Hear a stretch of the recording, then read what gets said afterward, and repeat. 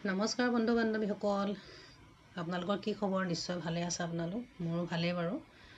আজি মই লৈ আহিছোঁ আপোনালোকৰ আগলৈ কচু পিটিকা মানে কচুৰ ফুলটো।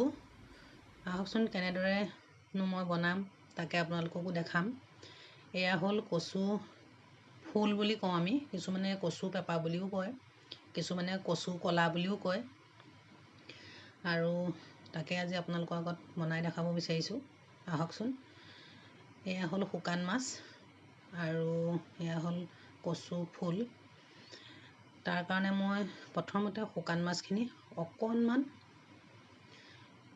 পটাখনত পিচি লৈছোঁ। মানে বেছি ডাঙৰ হৈ আছে, সেইকাৰণে ভাবিলোঁ অলপ সৰু কৰি লওঁ। আনফালে এয়া মই কচু ফুলখিনি অলপমান গৰম পানী দি বইল কৰি ল'লোঁ।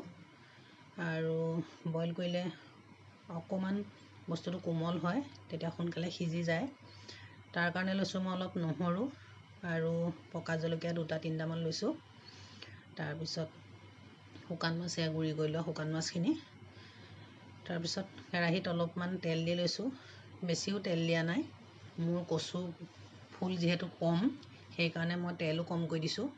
আৰু এয়া নহৰু আৰু পকা জলকীয়া দি এইখিনি ভাজি লৈছোঁ। প্ৰথমতে নিমখ দিছোঁ আৰু হালধি দিছোঁ, দি ভাজি আছোঁ এনেদৰে।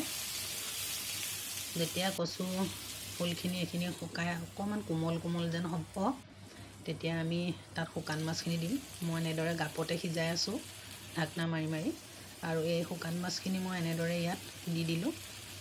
দিয়াৰ পিছত ঢাকনা মাৰি থোৱা আকৌ এনেদৰে চাইছোঁ, অলপ সিজিছে। আৰু এই কচু ফুলখিনি খাবলৈ বহুত ভাল লাগে। আৰু অকণমান মই সিজিবৰ কাৰণে পানীও দি দিছোঁ, নহ'লে টান হৈ থাকে। এয়া প্ৰায় হৈছে আৰু আমাৰ কচু পিটিকা। শুকান মাছ দি খাই মই বহুত ভাল পাওঁ, আৰু আপোনালোকেও নিশ্চয় ভাল পাব খাই। এবাৰ বনাই খাই চাবচোন। এয়া আমাৰ কচু ফুলৰ পিটিকা ৰেডি হৈ গ'ল। এতিয়া আৰু খাবহে লাগে। গতিকে আপোনালোকেও এবাৰ খাই চাব আৰু মোক কমেণ্ট কৰি জনাব দেই।